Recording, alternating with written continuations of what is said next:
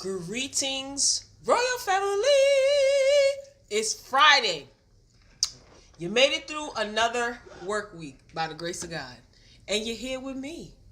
What the Friday? Hey, happy Friday, y'all. So, if you read the description, you know this is a weekly thing. We meet up every Friday to discuss this week's shenanigans and foolishness and carrying on. So before I begin, I just want to say thank you to my royal family members who've joined, who've commented, who've shared my videos, who has given me feedback. I really appreciate it because, like I always say in my videos, I want to build this royal family and I want us to basically have a place where we could kick back, have fun, have a family dynamic. So thank you, royal family. And if you are new to my channel, welcome. Kick back, relax. Like this video if you like it. Comment, share your opinion. I want to keep the conversation always going. And if you like what you see and you want to stay in touch with, the rest of my content, be sure to subscribe. Now that is done, let's get on to the shenanigans. All right. Y'all know I always start with Florida foolishness.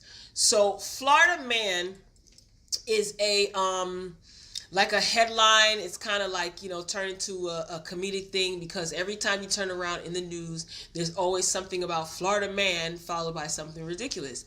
Believe it or not, they are turning this shenanigans that takes place in Florida into an actual TV show. Yes, you heard it here first. Florida Man will be a TV show. It's called Florida Man for now. I don't know if they're going to change the title, but it's supposed to be coming to Oxygen. It's been first reported by The Hollywood Reporter that the folks at Oxygen are developing a true crime series centered around the state of Florida's most outrageous, notorious, and craziest killers. It's tentatively called Florida Man, so that means basically it could change once it goes into production.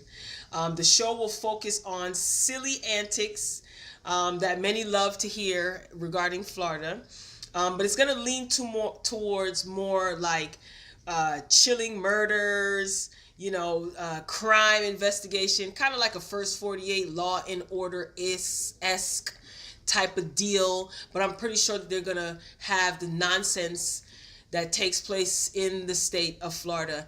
And honey, let me tell you something, Florida. I have a bone to pick with you regarding this new law that the governor thought was a good idea to pass. Yeah, but that's going to be another video. We're going to keep it real lighthearted on What the Friday Show. Okay, moving along. Auntie Gayle King. Did y'all hear about Gayle King? That's Oprah's good Judy. Some say that they're secret lovers. Some say that they're just best of friends, and that's all. Nevertheless, Auntie Gayle is out here securing the bag.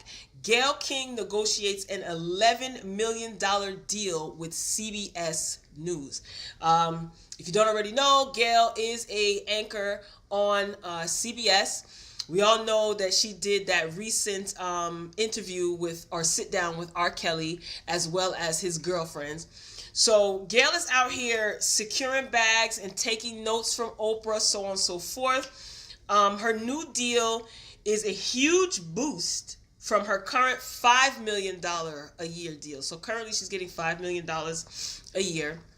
She renegotiated her contract, and now she's getting a whopping $11 million. King, who toyed with leaving the network, went into negotiation for her new salary. King's BFF, Oprah, basically revealed that she told Gayle, listen, go for broke. Go for what you want. Like, set your standards high. Ask for the, maximum reasonable amount.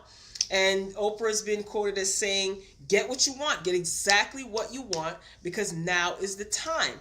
And if you don't get what you want, then make the next move. Like, basically, if you don't get what you want, move on. That's great advice. And I think I have had the opportunity to watch Gayle I'm not a CBS fan, but I had the opportunity to watch some interviews that Gayle had, and also her reporting the news. I can't say that I don't like Auntie Gayle. I mean, it's Gayle. It's good to see that she's working. A lot of people think that she lives under Oprah's armpit, and Oprah's taking care of her and Stedman. So it's good to see a woman doing it for herself, renegotiating her contract. She was getting $5 million, a cool $5 million. Now she's going to be getting an $11 million salary. So that's great. It's good to see a woman, assertive and asking for what she wants. She has a best friend, Oprah. Like, who wouldn't want Oprah as a best friend? Oprah told her, listen, ask for what you want. And if they're not giving it to you, they're not paying you what you're worth, then move on. So, needless to say, she's staying with CBS, and she's got a nice, hefty salary. $5 million to $11 million. Woo! Auntie Gayle, girl. Do your thing. Do your thing. I'm here for it. Moving along to a little bit of nonsensical nonsense. Offset, Cardi B's husband. Offset gets a felony charge for slapping a phone out of someone's hand. Before I go into this, let me ask you guys a question. Do you think that celebrities, whether they're actors, actresses, musicians, whatever, a celebrity, do you feel that celebrities are obligated to, whether it be stop and talk to their fans, take pictures with their fans all the time, just basically oblige any and every request that a fan may have? Now, remember these fans are strangers to these celebrities. So someone coming up and running up on you, do you think it's okay, or do you think it's warranted that a fan runs up to a celebrity, hey, can you take a picture? Can you take a picture? Hey, can I have your autograph? Whether the celebrity is by themselves or with their family or out to dinner with their family and friends. Do you feel that celebrities are obligated to, I guess, adhere to every request that these fans have out in the streets? Answer that in the comments. Tell me what your take on that is and what you think. So basically, TMZ reported, they also showed the video that Offset pretty much slapped the camera phone out of a fan's hand. So the article reads, last week it was reported that Offset was at Target in Georgia and slapped fan's phone out of his hand for recording him as he checked out. It shattered on the ground, so the fan's phone was broken. The fan initially just wanted a new phone, but he ended up filing a police report, and now Offset is a wanted man. So basically, because the phone was over the $500 threshold, it was an $800 phone. This is considered a felony in Georgia.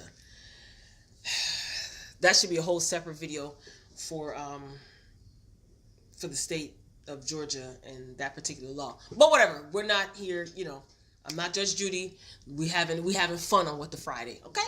So, I saw the video.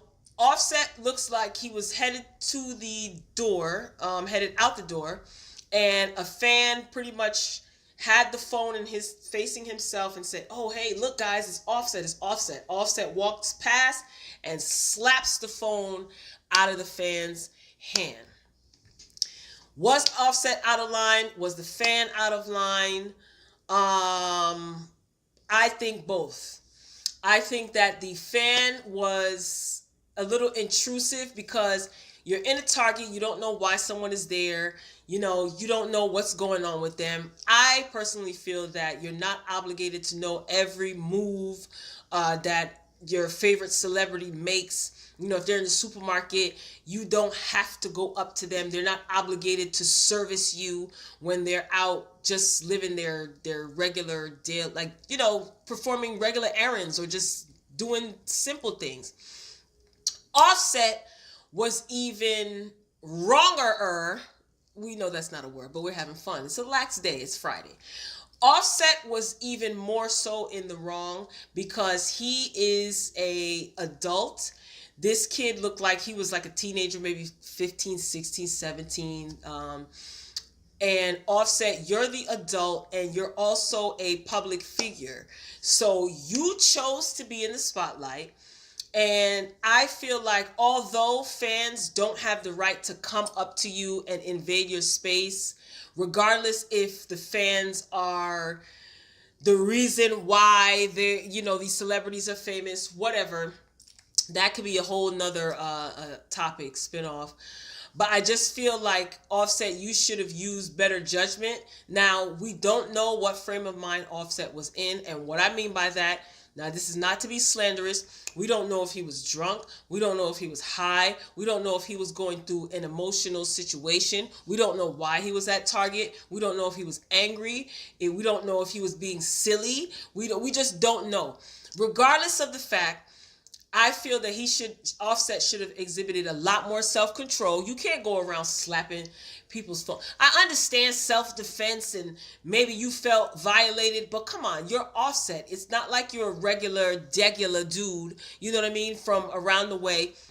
You have a responsibility. And not to mention Offset Stern, is that his name? I don't know. Offset, you have like a record, like you got pending charges or you're facing jail time or whatever.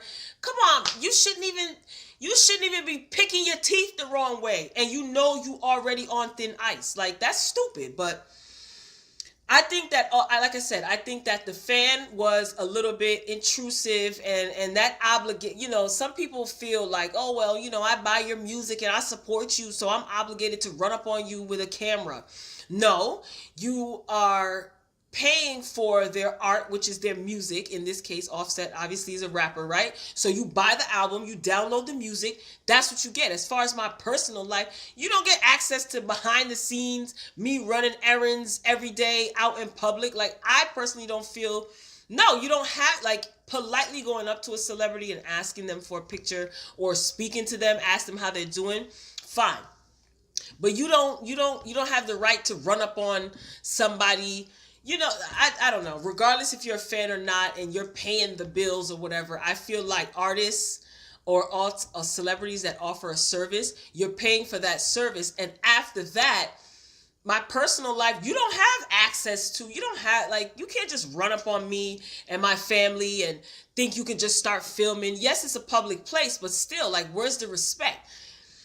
You get down in the comments and you let me know. Do you feel that fans or celebrities are obligated to take a picture, obligated now to take a picture, to stop and speak, to if they're out with their family, and someone comes up to them, are they obligated? Do the fans basically dictate what the celebrity does or doesn't do? Let me know.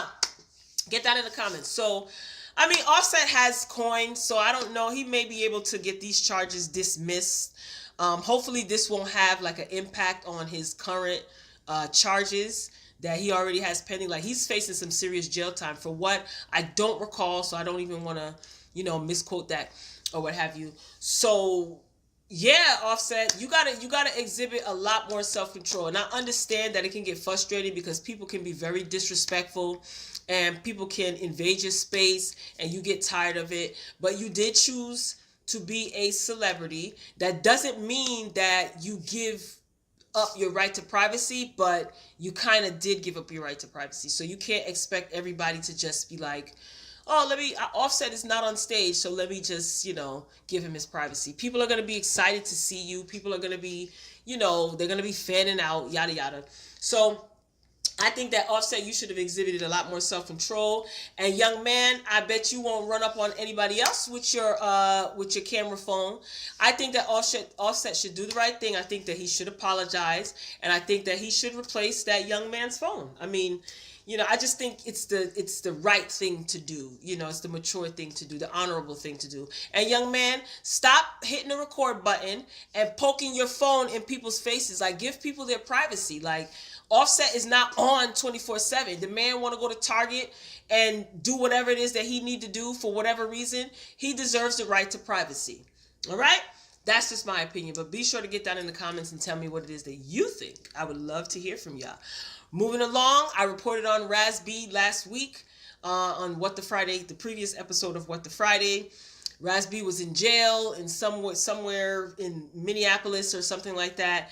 It's being reported this week that Raz B is going to be joining the cast of Love and Hip Hop Hollywood. What are my thoughts? Honestly, I don't care. If you guys feel a way about Raz B joining Love and Hip Hop Hollywood, to get that in the comments and let me know. Who cares? I honestly, you know what? Let me not say who cares. I'll say this. I think it's a recipe for disaster for Raz B, but it's gonna be a win for Mona Scott Young because she cashes in. The whole production team cashes in on drama, and being that it seems that Raz B is a little bit emotionally unstable, I think that he's gonna get on Love and Hip Hop Love and Hip Hop Hollywood and Wild Out. I think that he's gonna, yeah, that's pretty much it. I think he's gonna get on there and wild out. It'll be interesting to hear his story, because I know he has beef with Chris Stokes, and he said that initially he didn't want to do the Millennial Tour because he was afraid of Chris Stokes. So it'll be interesting to see what he will be able to say. And yeah, I guess we'll see. We'll see, but honestly, I don't really. We'll see. It is what it is. It could be a recipe for disaster that could work out in Mona Scott Young's benefit.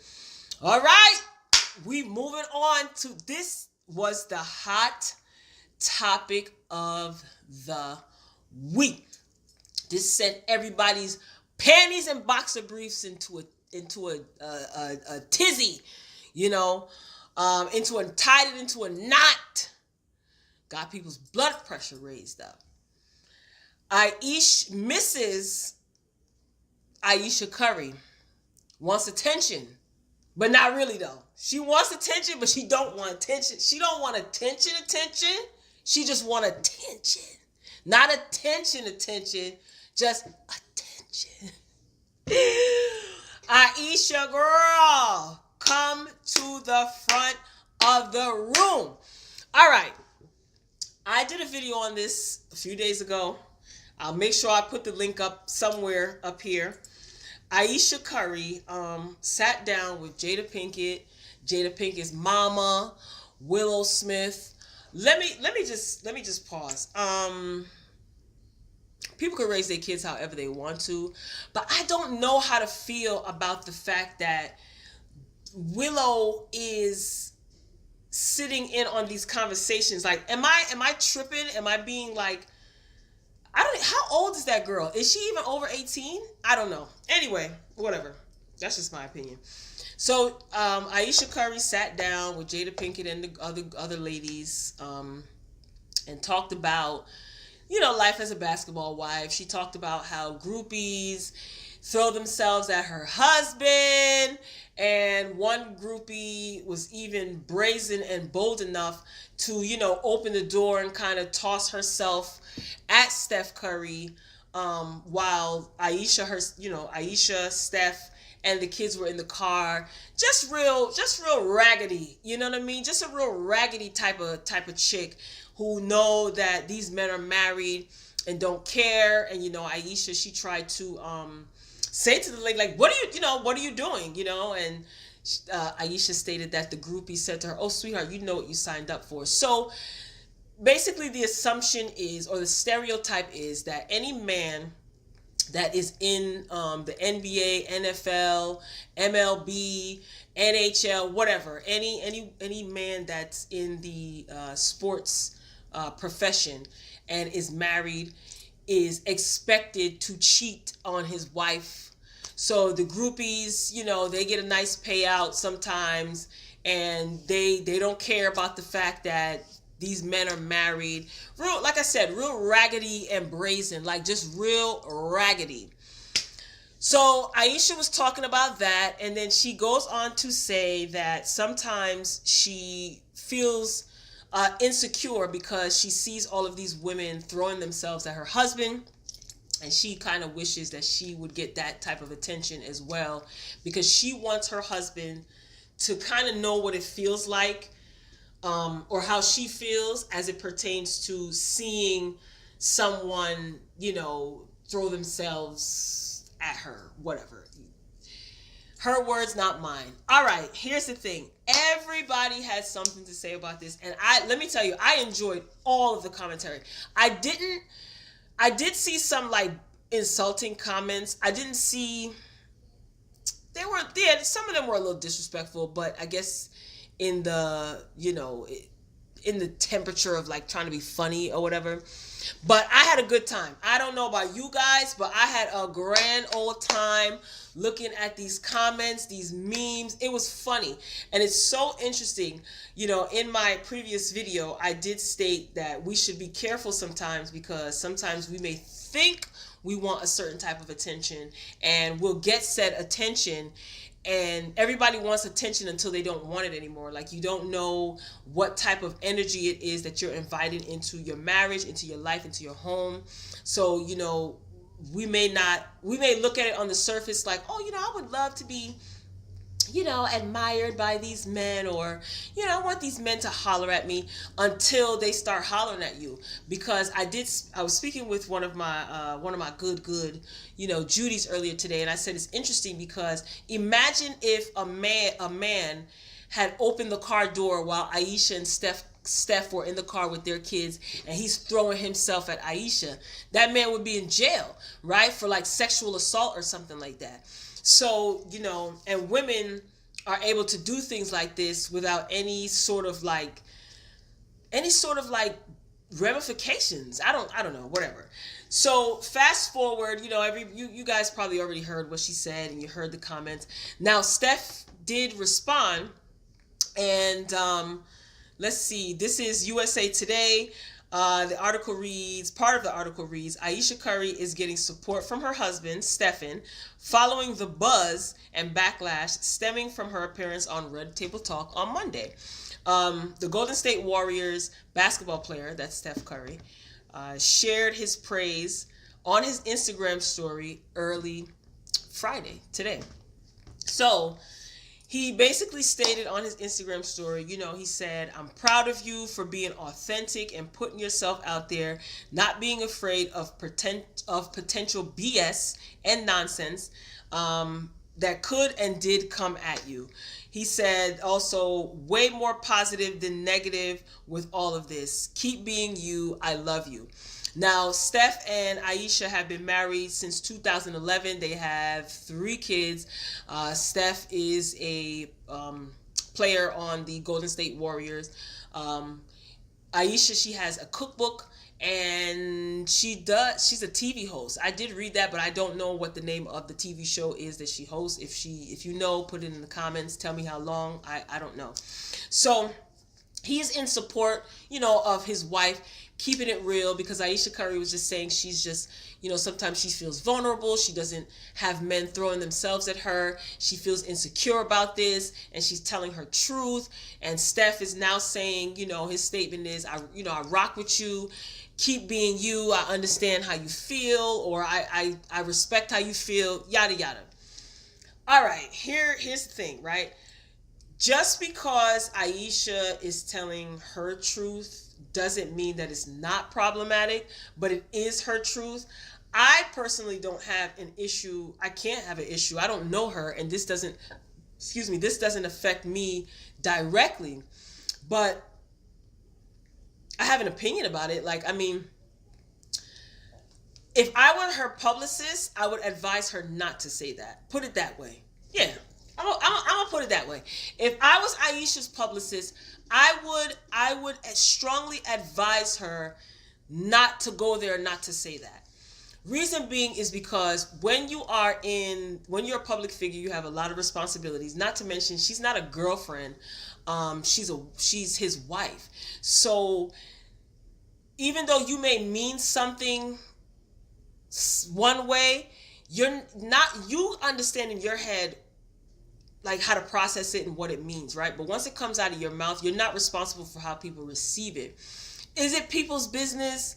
Not really. Technically, it's not. However, you're on a public platform, and you're telling you're giving us your experience, sharing information about yourself, your life, your marriage, whatever. So it's like when you put a status up on Facebook about your personal life and then you tell people to mind their business. It's like, pick a side, like pick a side.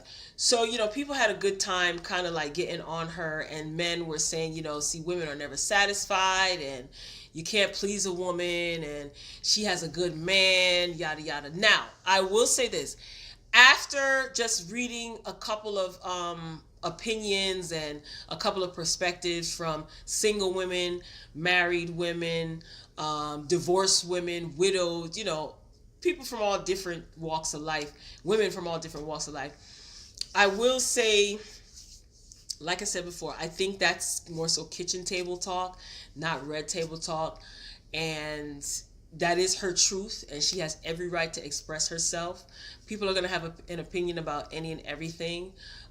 It was also pointed out that a year prior that Ayesha Curry tweeted a statement where she, talked about women who dress provocatively and how it's not necessary, and, talking about groupies, so on and so forth. So she lives a particular life that can be stressful, obviously.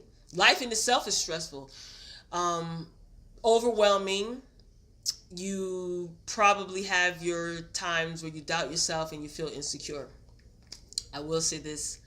I'm an empathetic person, but with that being said, not even but with that being said, Ayesha, we all have choices. So if this is the life, or if this is the man that you can see yourself with for the rest of your life, unfortunately, for some time, you are going to have to deal with women who don't respect the institution of marriage, period, let alone yours, right? So unfortunately, you're going to have to deal with it. I also thought that maybe it could be a cry for help, a small cry for help, because even though people smile, and you never know what's really going on in someone's head, you don't know what's going on in someone's household. So could it be that maybe she thinks that Steph has cheated on her or will cheat on her because of all this temptation? We don't know. We don't know. We can only judge you, I guess, or give an opinion based on what it is that you said at that table at that moment. Some people are saying, well, I understand what she meant. No, you taking it the wrong way. I personally, I'm taking it how she said it, not what she didn't say. And I don't know what's going on in her mind, so I can't make that assessment. Nevertheless, I like the fact that Steph is supporting his wife. Of course, I mean, honestly, even if he didn't agree with her giving that interview, he's not going to go on social media and say, I don't agree with this, and how could you say this about me, and what's wrong with you? He's not going to say that. I think that this is a conversation that they definitely should revisit or visit if they haven't already, Steph and Ayesha. And I think that they should kind of like work on things. If she's feeling insecure, that doesn't make her less of a woman because she's feeling insecure. I think that if she is feeling insecure, she should definitely express this to her husband and just keep it in house, sis. Honestly, keep it in house. Yes, it's Mental Health Month. She did state that as well, and she wants to encourage women to tell their truth. Right, but at what expense? Nothing wrong with telling your truth, but you have to remember the life that you're living. You're in the public eye. You have children. You have a husband who's well respected. And, we need to be very careful of what we say we want. We need to be prepared for what it is that we ask for. So Ayesha, I get you telling your truth and everything, but you maybe getting a cat call or getting attention from males, if that's going to boost your self-esteem, then there's some internal work that needs to be done. There's some internal work that needs to be done, because what happens if you basically, to some people who may not be able to process what it is that she's saying, what if that's an open invitation for an aggressive man, an overly aggressive man or aggressive man to come at you? You know what I mean? And then what? You put yourself you could possibly put yourself in a dangerous position. You could put Steph in a dangerous position and your children. So I just think like that conversation should have been had amongst girlfriends at the kitchen table and not at the red table. Just a judgment-free zone. I joke, I don't judge, but that's just my opinion. Tell me what you think. I mean, Can you relate with Ayesha Curry? Do you think that she should have kept that in house and had that conversation with her girlfriends instead of Jada and the rest of the world? What do you think about Steph Curry's commentary? I mean, it was a tasteful response. I mean, of course you're gonna hope we would hope that he would support his wife for sure. Comment. Let me know. Let me know what you think.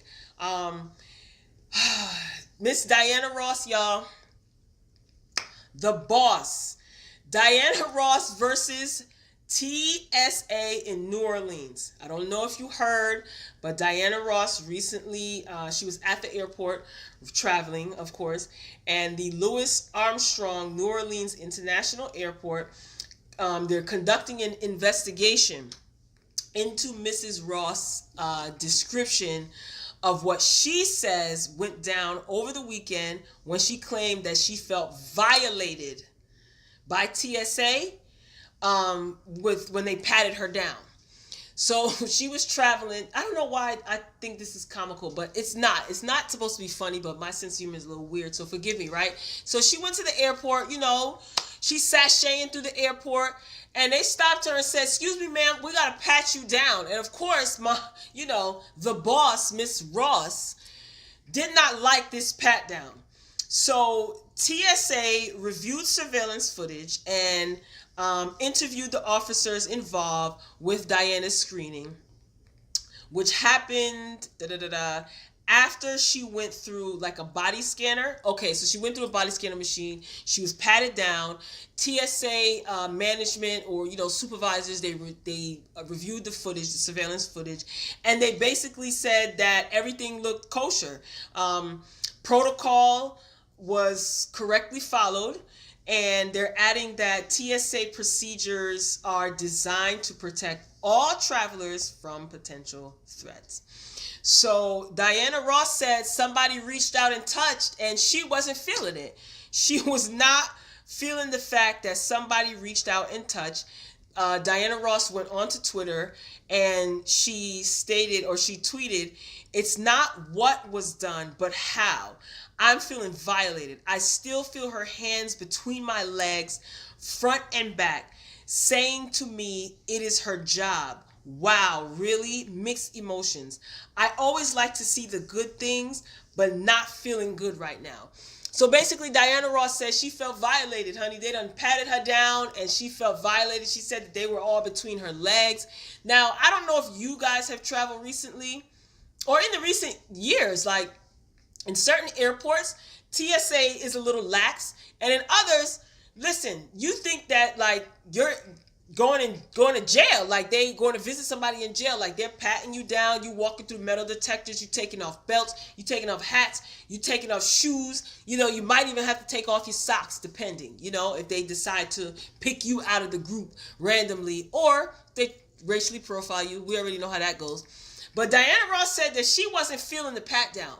Now, I doubt that they're going to release the footage, but I don't know. I don't know how to feel about this. I mean, you can't tell someone else how to feel. Like, if they feel violated, you can't say, "Oh, child, you wasn't violated," because they very well may have felt violated. Maybe Diana Ross is not used to traveling in and out of airports because, for Christ's sakes, it's Miss Ross, honey, the boss. So Diana says somebody reached out and touched her. I doubt that we're ever going to see the footage.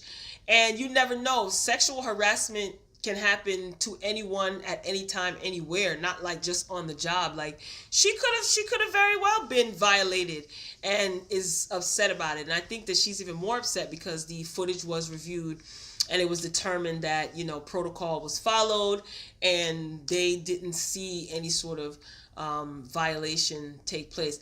I think it would be stupid for the TSA agent to do something like this. Not saying they did or didn't, but I think it would be dumb for anyone to do this because there's cameras all over the place. So if you're groping someone or inappropriately touching someone, that's all on camera. So I don't know. I think that the investigation has been closed. So I don't know if Diana Ross is going to pursue like further legal, action.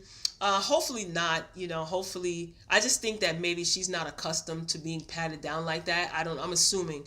But if this TSA worker did do something like that and violated her, then they definitely need to be called out, and the appropriate disciplinary action should be. That's Miss Ross. Miss Ross said, you don't look me in my eye when you speak to me, you look down. Seriously, she wants her staff to address her as Miss Ross, and you can't look Miss Ross in her face.